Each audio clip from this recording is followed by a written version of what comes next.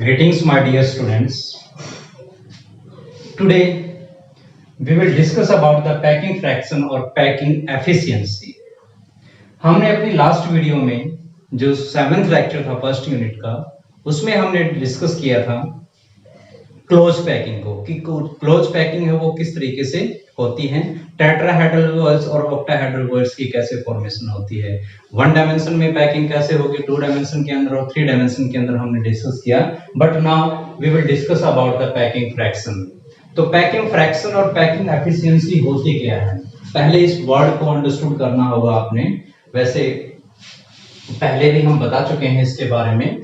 तो जो packing fraction है, पैकिंग फ्रैक्शन और packing efficiency, these are the two separate word, ये दोनों ही अलग अलग हैं. तो जो पैकिंग फ्रैक्शन होती है, उस पैकिंग फ्रैक्शन का मीनिंग क्या होता है और पैकिंग एफिशिएंसी क्या होती है. पैकिंग एफिशिएंसी हमेशा 100 में से निकाली जाती है, परसेंटेज इसकी निकाली जाती है. तो पैकिंग फ्रैक्शन क्या होता है, PF, packing fraction. Packing fraction होता है volume occupied by atoms and the volume of occupied by unit cell और Q, यूनिट सेल और क्यू. तो ये क्या हुआ, इसे हम बोलते हैं पैकिंग फ्रैक्शन. क्या बोलते हैं, पैकिंग फ्रैक्शन. यानी जो पैकिंग फ्रैक्शन होता है, टोटल वॉल्यूम कितना है और उस टोटल, मान लीजिए कि ये टोटल स्पेस है, इमेजिन कीजिए कि ये टोटल स्पेस है और इसके अंदर हमें एटम को अरेंज करना है.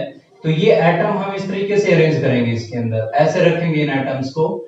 तो जब इन एटम्स को ऐसे अरेंज किया जाता है तो तब फिर भी कुछ ना कुछ जो स्पेस है वो उसके अंदर वैकेंट रह जाता है. यहाँ पे खाली स्पेस आपको दिखाई दे रहा है, ये वैकेंट स्पेस इसके अंदर है.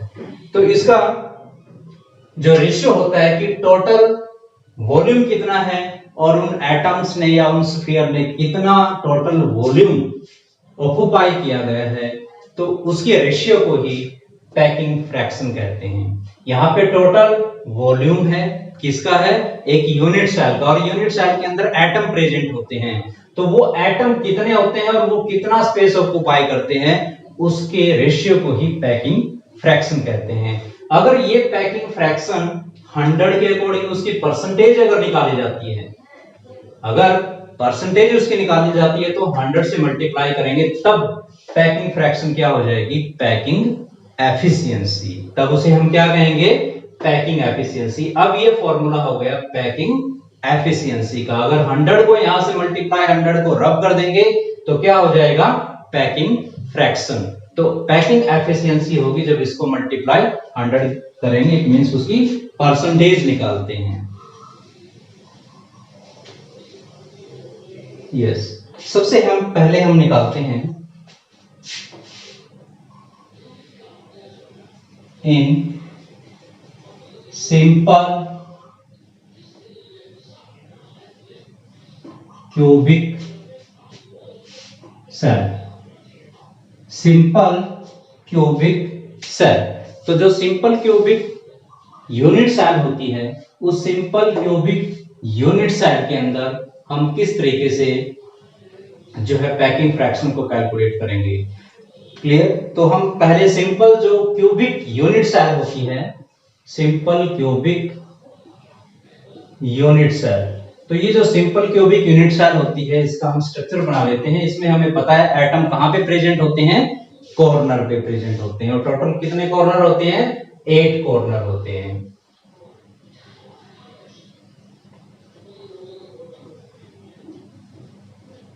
ये हमने एक क्यूब की फॉर्मेशन की. इसमें जो एटम है वो कॉर्नर पे होते हैं. कहां होते हैं, कॉर्नर पे. और टोटल कॉर्नर कितने हैं, 8 हैं. क्लियर. सो टोटल 8 कॉर्नर हो गए.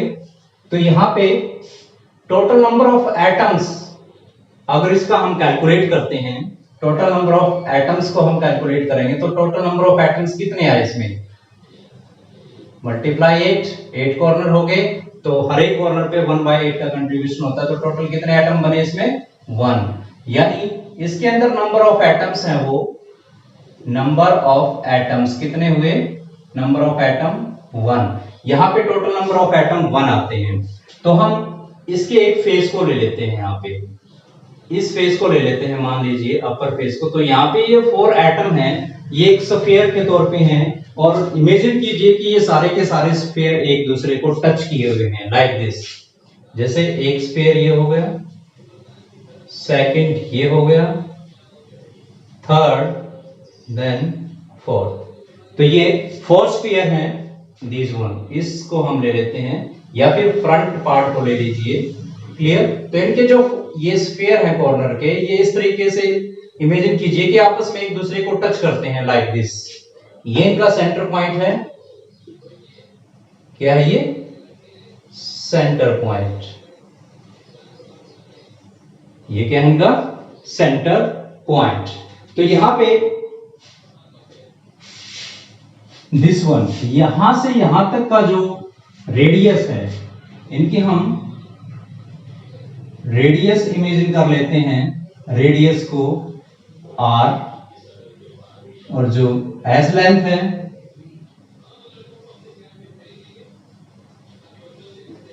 एस लेंथ को कंसीडर कर लेते हैं ए मान लेते हैं। क्लियर।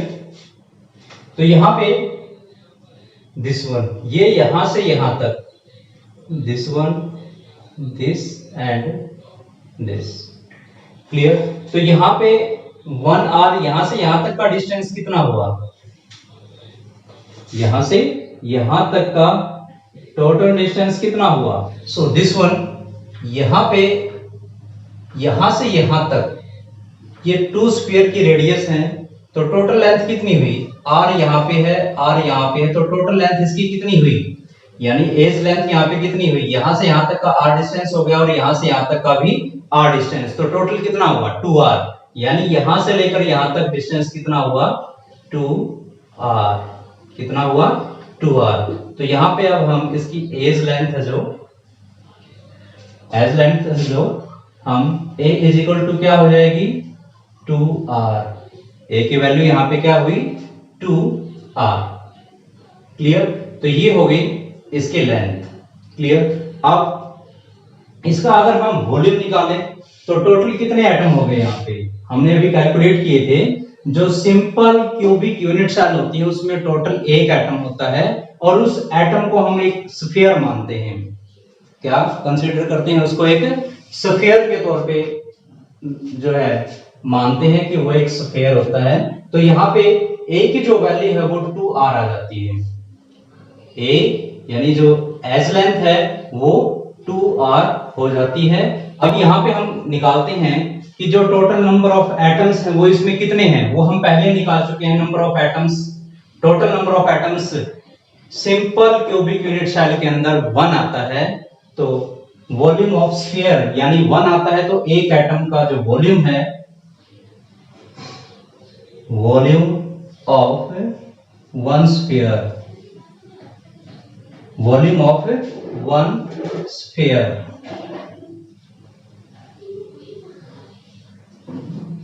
तो क्या होगा, फॉर्मूला क्या होता है, स्फीयर का जब वॉल्यूम निकालते हैं,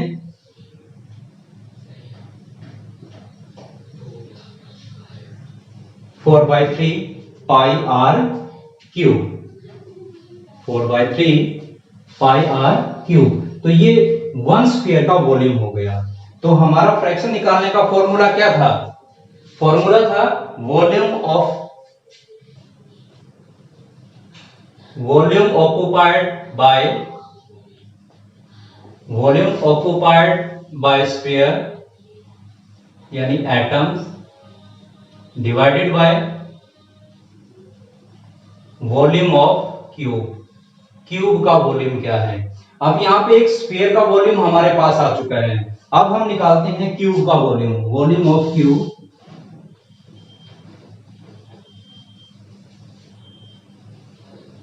वॉल्यूम ऑफ क्यूब क्या होता है, ए क्यूब, ए की पावर 3 क्या हो गया ये वॉल्यूम ऑफ क्यूब। अब यहाँ पे ए की वैल्यू क्या है 2r है, तो ये क्या हो जाएगा, यहाँ पे ए की वैल्यू 2r है तो क्या हो जाएगा 2r क्यूब। तो वैल्यू क्या आ जाएगी, 2 का क्यूब कितना हो जाएगा 8r क्यूब। तो ये हो जाएगा वॉल्यूम ऑफ क्यूब। अब हमने निकालना क्या है पैकिंग फ्रैक्शन और पैकिंग एफिशिएंसी। तो जो पैकिंग एफिशिएंसी या पैकिंग फ्रैक्शन जब हम निकालते हैं तो पैकिंग एफिशिएंसी और फ्रैक्शन निकालने के लिए वॉल्यूम ऑफ एटम यानी एक स्फीयर, टोटल एटम कितने हैं 1 है, तो ये हो गया वॉल्यूम ऑफ स्फीयर। तो यहां पे हम मेंशन करेंगे 4/3 पाई r की power 3 then divided by volume of cube. Volume of cube क्या हो गया 8r क्यूब। क्लियर। तो ये क्या हो जाएगा जब हम इसको राइट करेंगे, नेक्स्ट स्टेप में क्या हो जाएगा 4 5r cube then divided by 3 into 8r cube. r cube से r क्यूब कैंसिल हो जाएगा, देन 4 2 जा 8, तो क्या हुआ पाई अपॉन 6 हो गया, पाई देन 6। तो ये क्या है, ये हमारे पास आ गया पाई डिवाइडेड बाय 6, ये हमारे पास आ गया पैकिंग फ्रैक्शन। अगर हमने इसकी एफिशिएंसी निकालनी है तो मल्टीप्लाई 100 कर देंगे, और जब मल्टीप्लाई 100 करेंगे इसके साथ तो जो पैकिंग फ्रैक्शन की वैल्यू है, पैकिंग एफिशिएंसी है, वो परसेंटेज में क्या हो जाएगी फिर नियर बाय 52.4% हो जाएगी, 52.4%। जब आप यहाँ पे पाई की वैल्यू को पुट करेंगे तो 52.4% आ जाएगी पैकिंग एफिशिएंसी। क्या आ जाएगी पैकिंग एफिशिएंसी। ये किसके केस में होगी सिंपल क्यूबिक यूनिट सेल। किसमें होगी simple cubic unit cell. Now comes to second in face centred cubic structure. Face centred cubic structure के अंदर किस तरीके से एटम्स हैं वो स्पेस को ऑक्यूपाई करते हैं, उसका पैकिंग फ्रैक्शन क्या होता है, पैकिंग एफिशिएंसी क्या होती है, वो हम डिस्कस करते हैं। तो हमें पता है face centred cubic unit cell जो होती है उसके अंदर जो एटम होते हैं वो कॉर्नर पे होते हैं। कॉर्नर पे होने के साथ साथ एक एटम ईच फेस के ऊपर भी होता है। तो यहाँ पर भी जैसे ये ऊपर वाला फेस है तो इसके सेंटर में एक एटम होता है, ये आगे वाला फेस इसके सेंटर में होता है, पीछे वाला इसके सेंटर में होता है, यस ये नीचे वाला है तो यहाँ पे सेंटर में होता है। तो हर एक फेस के सेंटर में भी एटम प्रेजेंट होता है, किसमें face centred cubic unit cell के अंदर। तो यहाँ पे हम केवल ऊपर वाले फेस को ले लेते हैं जिसमें एक एटम के चारों तरफ 4 एटम अरेंज हैं, और ये इस तरीके से है कि जो बीच में एटम इसके रखा हुआ है, फेस के अंदर जो एटम रखा है वो इन 4 के 4 एटम्स की बाउंड्री को टच करता है लाइक दिस। जैसे ये है, ये सेंटर में एक एटम है तो एक एटम यहाँ पे रखा हुआ है, सेकंड यहाँ पे है जो इसको टच करता है, थर्ड यहाँ पे है और फोर्थ यहाँ पे है। क्लियर। तो ये एटम इस तरीके से अरेंज हैं जिससे वो एक दूसरे की बाउंड्री को टच किए हुए हैं। क्लियर। तो हम यहाँ पे ये बना देते हैं दिस वन। क्लियर। ये हमने ट्रायंगल की फॉर्मेशन की। ये क्या है A, this one is B C like this. तो ये हमने ड्रॉ किया यहाँ पे। ये यहाँ पे ए और सी, जो ए सी का डिस्टेंस है, ये यहां से सेंट्रल एटम का यहां से यहां तक का डिस्टेंस 1r हो गया और यहां से यहां तक का 2r हो गया, एक r यहां पे हो गया और एक यहां पे, यानी ए से लेकर के सी तक का जो डिस्टेंस है, ए से सी का जो डिस्टेंस है वो किसके इक्वल है 4r के।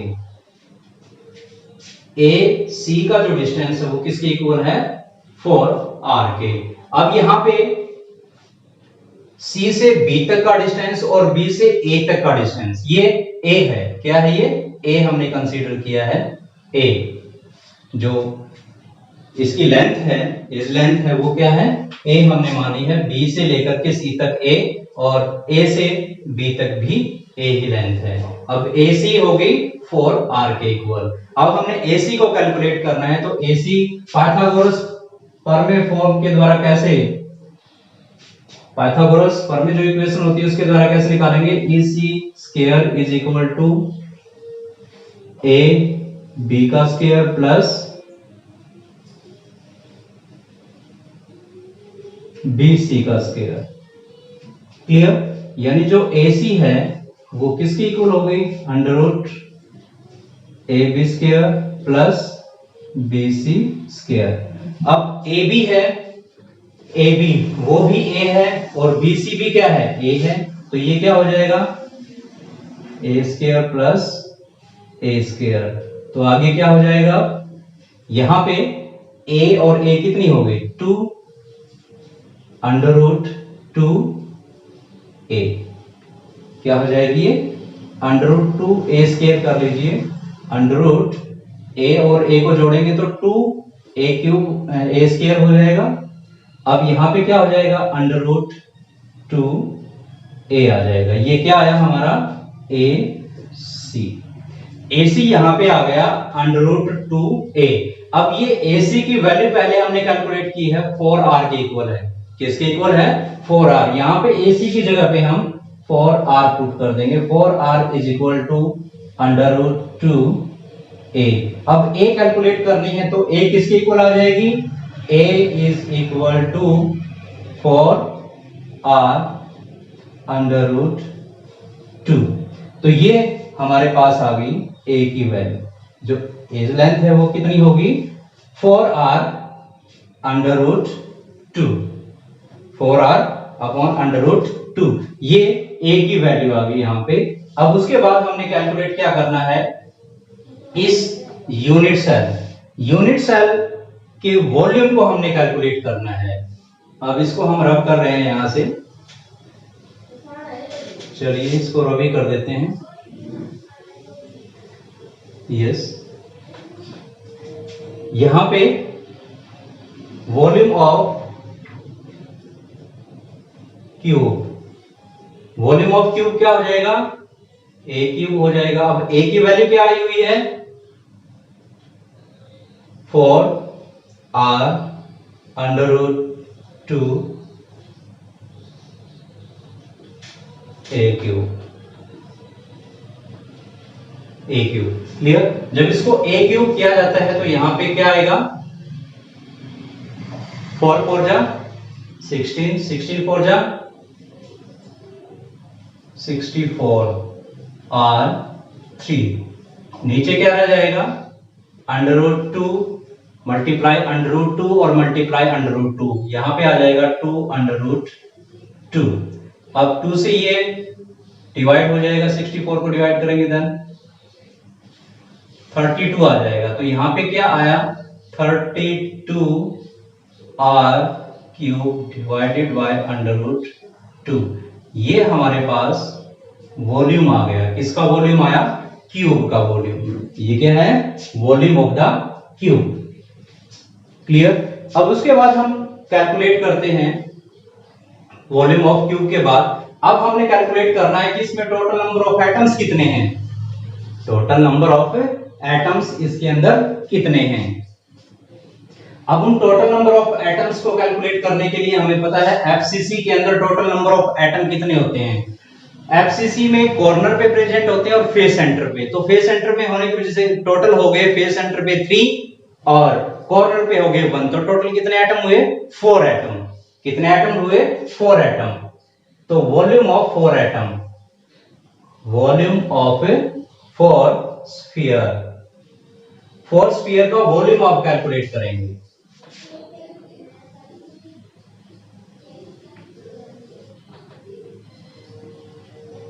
Volume of 4 sphere, volume of 4 sphere किसके इक्वल होगा, 4 स्फीयर हो गए तो एक स्फीयर का वॉल्यूम क्या होता है, 4/3 पाई r क्यूब। क्लियर? तो ये कितना हो गया 4 4 जा 16 divided by 3 pi r cube. अब हम इनका पैकिंग फ्रैक्शन निकालते हैं। पैकिंग फ्रैक्शन, जब इसका पैकिंग फ्रैक्शन निकालेंगे तो पैकिंग फ्रैक्शन निकालने के लिए ऊपर हम क्या लिखेंगे, total volume of the sphere 16 divided by 3 then pi r cube then divided by volume of the cube 32 r cube then under root 2। Clear? r cube से r क्यूब कैंसिल हो जाएगा, देन यहां पे 16 2 जा 32 तो 3 2 जा 6, तो क्या हुआ अंडर रूट 2 डिवाइडेड बाय 3 2 जा 6। ये हो गया पैकिंग फ्रैक्शन। क्लियर? तो ये पैकिंग फ्रैक्शन, पैकिंग एफिशिएंसी निकालने के लिए 100 यहां पे मेंशन किया, चेक कर लीजिए एक बार।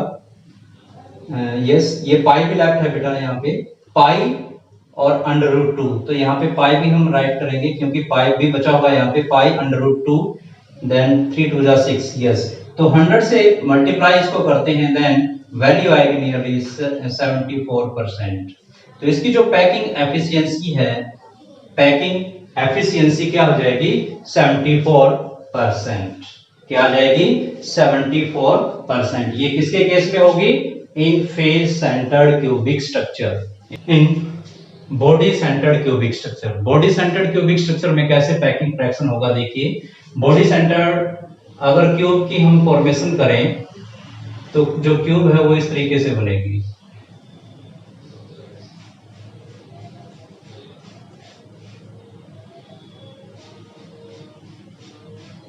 ये होगी क्यूब। क्यूब में यहां भी एटम होता है, यहां होता है, यहां होता है, कॉर्नर पे तो प्रेजेंट होता ही होता है, साथ में बॉडी के सेंटर में भी होता है। कहां होता है, बॉडी के सेंटर में। यानी अगर हम इसकी एक तरीके से बॉडी डायग्राम, यहां से यहां तक ये हमने बॉडी डायग्राम ड्रॉ किया, यहां से यहां तक ये बॉडी डायग्राम, इस बॉडी डायग्राम के ऊपर यहां पे बॉडी सेंटर में एक एटम प्रेजेंट है, ये एटम यहां पे प्रेजेंट है बॉडी के सेंटर में। ओके, तो बॉडी के सेंटर में यहां पे प्रेजेंट है, इसे हम यहां से यहां मिला देते हैं, तो ये होगी हमारे पास A, इसको हम कंसीडर कर लेते हैं D, इसको B और इसको C। यस, इसको सेटअप कर ले बेटा, इसको देखे ध्यान से, ये A पॉइंट हो गया, ये D, A से B हो गया, फिर C। यस, ये विजिबिलिटी क्लियर है, इसको अच्छी तरह से अंडरस्टूड कर लें। तो यहां से अब ये A जो बॉडी डायग्राम ये यहां पे है, इसको हम इस तरीके से कंसीडर कर लेते हैं। कैसे कंसीडर करेंगे, इस तरीके से, एक एटम ये है, दूसरा इसके टच में है, तीसरा यहां पे है, तो ये बॉडी डायग्राम के ऊपर ये एटम और ये एटम, तीनों एटम ऐसे एक दूसरे को टच किए हुए हैं, लाइक दिस। क्लियर? ये इस तरीके से एक दूसरे को टच किए हुए हैं, अंडरस्टूड? यानी ये इस तरीके से है कि एक दूसरे को वो टच किए हुए हैं। तो ये 1r है, तो ये 2r इसमें हो गए और 1r, टोटल यहां से यहां तक का डिस्टेंस कितना हुआ, यानी ये क्या है AD कितना हुआ, AD हो गया 4r, AD टोटल यहां पे कितना हुआ, AD टोटल हो गया 4r। क्लियर? अब यहां पे AC को निकालते हैं हम, AC कैसे निकलेगा, AC निकालने के लिए पाइथागोरस प्रमेय फॉर्म को हम लगाएंगे, पाइथागोरस से निकालेंगे इसको। तो AC निकालने के लिए क्या होगा, AC square is equal to AB का स्क्वायर और इज इक्वल टू BC का स्क्वायर, क्योंकि AB है वो इसकी एज लेंथ है वो कितनी है, एज लेंथ a है और b से c तक भी लेंथ कितनी है, a है। तो यहाँ पे हम ac square is equal to a b square plus bc square, ये हो गई। तो यहाँ पे हो गया under root a b square plus bc square. तो यहाँ पे a भी कितना है, a है, तो ये a स्क्वायर और bc भी कितनी है, लेंथ a है, तो a क्या होगी 2a। तो ये क्या आ गई अंडर रूट 2a, a और a क्या होगी 2a, तो अंडर रूट 2a। तो ये हमारे पास आ गई ac। तो ac की वैल्यू हमारे पास आ चुकी है। क्लियर। अगर अब हम AD को निकालें, यहां पे AD को दोबारा ले आओ, AD is equal to D is equal to किसके इक्वल होगी, DC प्लस AC।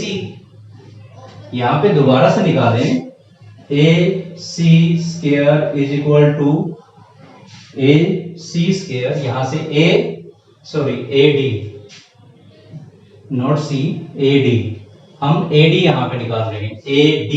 तो ये यहां से यहां तक की लेंथ है वो किसके इक्वल है, DC का स्क्वायर प्लस AC का स्क्वायर, DC का स्क्वायर प्लस AC का स्क्वायर। तो ये क्या हो जाएगा under root DC square plus AC square. अब जो DC स्क्वायर है, DC कितनी है A, तो यहां पे हो जाएगा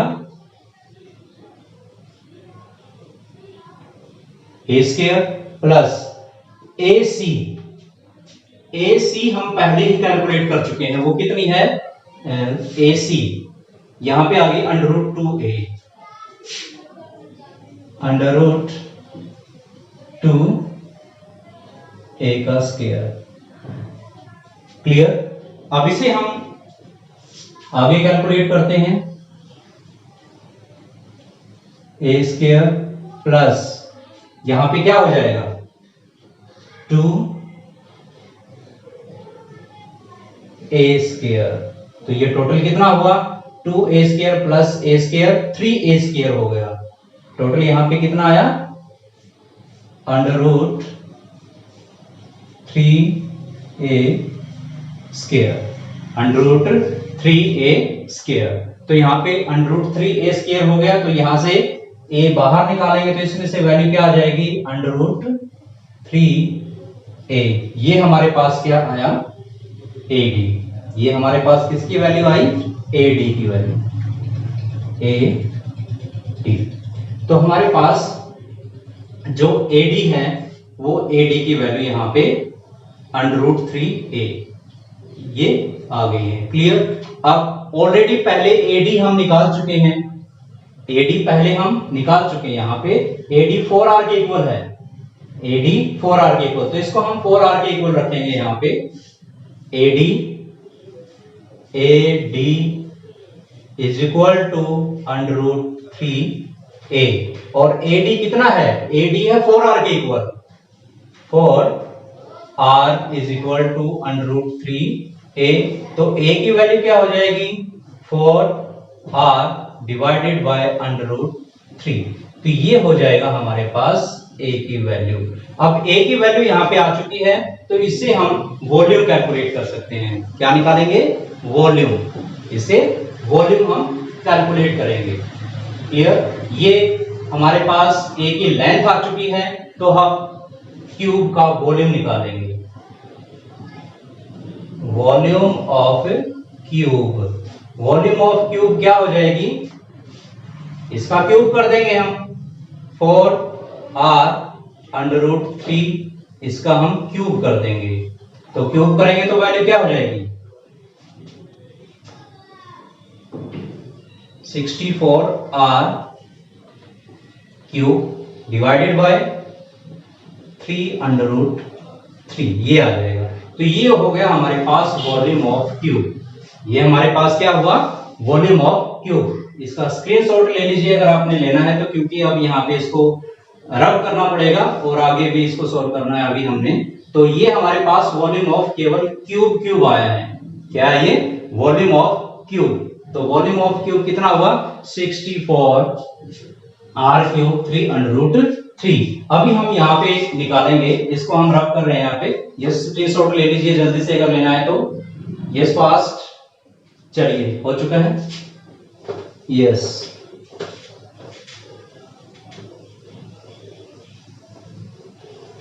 नाउ अब हम चलते हैं atom. Total number of atom body centred cube structure के अंदर कितने हैं? टोटल नंबर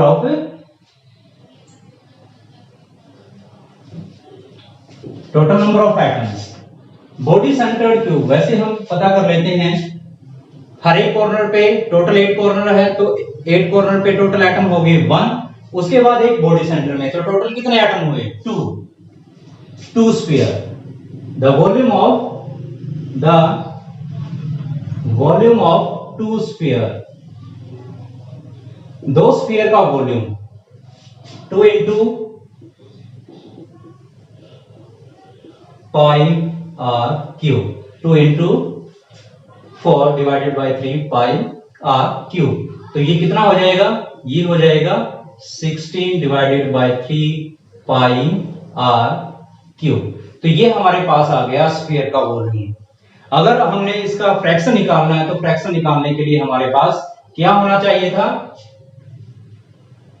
फ्रैक्शन निकालने के लिए हमारे पास क्या चाहिए था, हमें फ्रैक्शन के लिए हमें क्या चाहिए था, volume of sphere and volume of cube. Volume of cube हमारे पास आ चुकी है, वॉल्यूम ऑफ क्यूब हमारे पास आ चुकी है। अब इस वॉल्यूम ऑफ क्यूब से हम कैसे निकालेंगे, देखिए फ्रैक्शन, पैकिंग फ्रैक्शन हमने निकालना है तो पहले ऊपर लिखेंगे हम volume of sphere, volume of sphere.